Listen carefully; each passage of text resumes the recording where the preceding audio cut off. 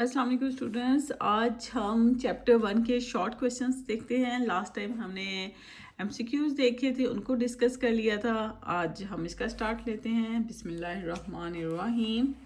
तो सबसे first question है, what is the primary goal of fifth generation computers. ठीक है, प्राइमरी गोल क्या है। ठीक है, तो हमारा पास ये देखें, यहाँ पे मैंने शॉर्ट क्वेश्चन लिखे हैं, आप इनको नोट कर सकते हैं। ठीक है, अपने पास। इससे ये है कि आप इजीली, मैं बिल्कुल मेन पॉइंट्स लिखती हूँ ताकि आप एक दफ़ा पढ़ें और आपको याद हो जाए। ठीक है, बहुत ज़्यादा ना मेहनत करनी पड़े। मेन पॉइंट बताती हूँ। ये प्राइमरी गोल क्या होता है फिफ्थ जनरेशन का। मेक कंप्यूटर थिंक, कि वो थिंक कर सकें, खुद से सोच सकें, खुद से सीख सकें एंड मेक डिसीजंस।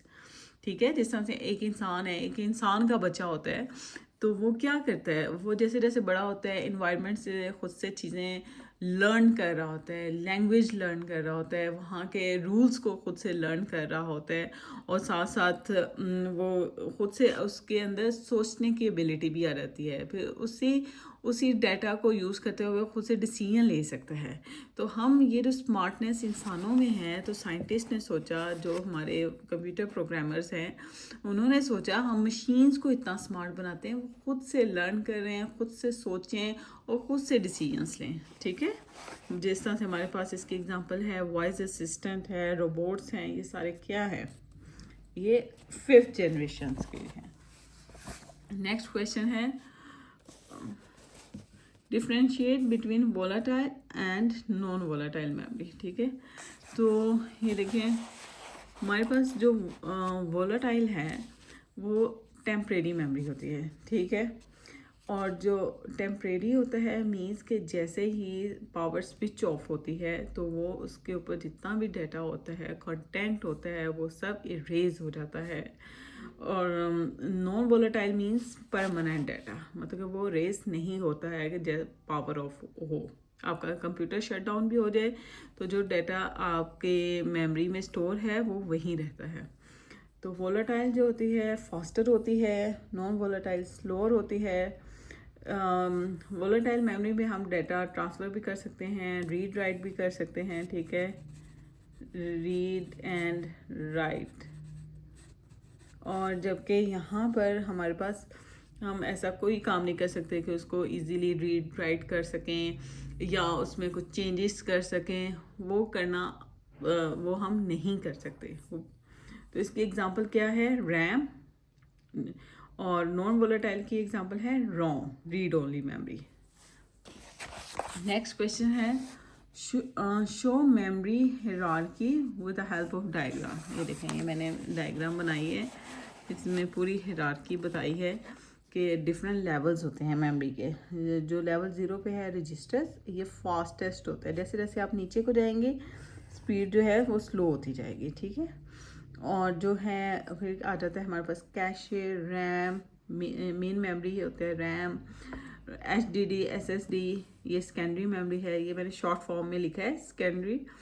और आगे है मैग्नेटिक टेप्स, जो एक्सटर्नल मेमोरीज वगैरह होती हैं वो। तो ये देखें, ये क्या लिखा हुआ है, जैसे जैसे हम नीचे को जाएंगे क्या होगा, स्टोरेज इंक्रीज होती जाएगी। ठीक है, रजिस्टर्स बहुत स्मॉल साइज़ के होते हैं, या इसमें स्टोरेज बहुत कम होती है। फिर कैशे हो गया, रैम की स्टोरेज इससे काफ़ी ज़्यादा होती है, HDD की उससे ज़्यादा, फिर उससे ज़्यादा। ट्रांसफ़र टाइम भी इंक्रीज़ होगा, एक्सेस टाइम भी इंक्रीज़ होगा।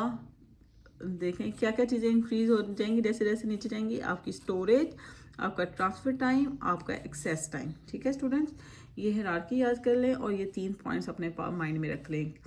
क्या क्या चीज़ें इंक्रीज़ होंगी, storage, transfer time, access time, transfer time, access time. ठीक है, यानी कि ये जैसे जैसे स्लो होगा, सारी बात है, तो ट्रांसफ़र टाइम ज़्यादा हो जाएगा, ज़्यादा टाइम लगेगा, और डाटा को एक्सेस करने के लिए भी ज़्यादा टाइम लगेगा।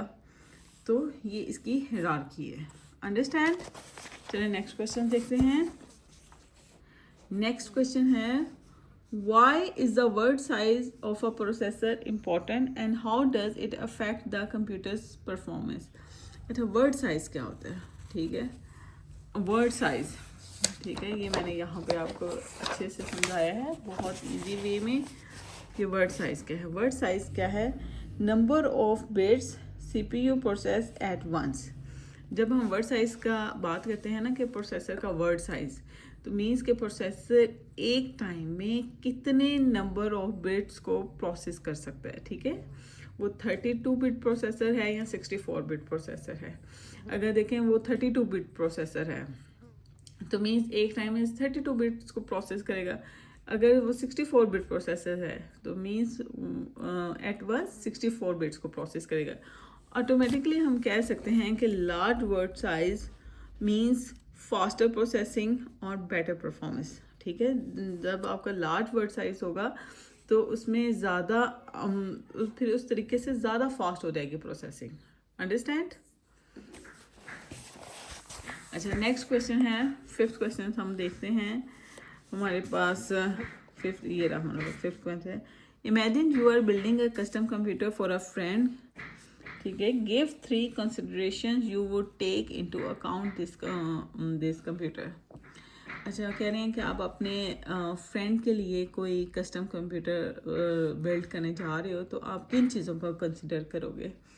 ठीक है, तो उसका इजी तरीके से हम बताएं तो हम जब भी कोई चीज़ बनाने जाते हैं पहले उसका देखते हैं कि पर्पस क्या है। आपके फ्रेंड ने किस पर्पस के लिए कंप्यूटर बिल्ड करना है? गेमिंग पर्पस है, स्टडी पर्पस है, या सिंपल कोई सॉफ्टवेयर एडिटिंग वगैरह या सिंपल वीडियोस वगैरह बनानी है, क्या है? अगर इनका सिंपल वो वीडियोस का है तो हम कैमराज पे दूसरी चीज़ों पे ज़्यादा करेंगे। अगर गेमिंग्स का है तो हम उसकी रैम वगैरह पे ज़्यादा फोकस करेंगे और दूसरी चीज़ें। तो फिर सेकंड हम देखेंगे पर्पस के बाद हम देखेंगे बजट क्या है, बजट के बाद देखेंगे हार्डवेयर कंपैटिबिलिटी। ठीक है, इन चीज़ों को माइंड में रखेंगे। गेमिंग हार्डवेयर कंपैटिबिलिटी में हम CPU, रैम, मदरबोर्ड इन सब को देखेंगे। ठीक है, नेक्स्ट है हमारे पास you are a computer technician tasked with upgrading an older computer with a slow CPU।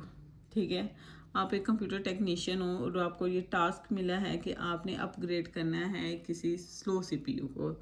How might you improve it's performance without replacing the entire CPU? आप उसकी परफॉर्मेंस कैसे इम्प्रूव करोगे? ठीक है, आपको पता है कि CPU की परफॉर्मेंस बेटर करने के लिए हम लोग सबसे पहले क्या करते होते हैं, हम लोग रैम्स को देखते हैं। रैम ज़्यादा लगा लें तो फिर भी आपके कंप्यूटर की स्पीड अच्छी हो जाती है। ठीक है, और क्या करते हैं, जैसे समटाइम कंप्यूटर हमारा हैंग होता है, बार बहुत स्लो हो जाता है, मींस अननेसेसरी फाइल्स हैं, कोई वायरस वगैरह है, एंटीवायरस इंस्टॉल करें, अननेसेसरी फाइल्स को रिमूव करें। तो इसको इस तरीके से मैंने बहुत इम्पोर्टेंट टू द पॉइंट्स में लिखा है कि हम रैम इंक्रीज करेंगे, use SSD instead of HDD। SSD हमने देखा था कि ये ज़्यादा एडवांस है एज़ कम्पेयर टू HDD। और clean unwanted files and software. ठीक है, ये बहुत इंपॉर्टेंट है। तो हम कह सकते हैं in short form upgrade support parts to boost speed. जो भी सपोर्टिंग पार्ट्स होते हैं कंप्यूटर के उन सबको हम अपग्रेड करेंगे कि स्पीड जो है वो हमारी बूस्ट हो जाए। ठीक है, तो आज हमने 6 क्वेश्चंस कर लिए। नेक्स्ट वीडियो में हम रिमेनिंग क्वेश्चंस भी कर लेंगे। ठीक है, thank you so much for watching, take care, अल्लाह हाफिज़। वीडियो अच्छी लगी है तो ज़रूर लाइक करें, शेयर करें, और ये आपका एक लाइक हमें बहुत मोटिवेशन देता है, और हर वीडियो यकीन जाने बहुत मेहनत से बनती है। Thank you so much for watching. कोई भी फीडबैक है and please do tell me, और मैं आपकी हर फीडबैक को कंसिडर करूँगी। ठीक है, थैंक यू।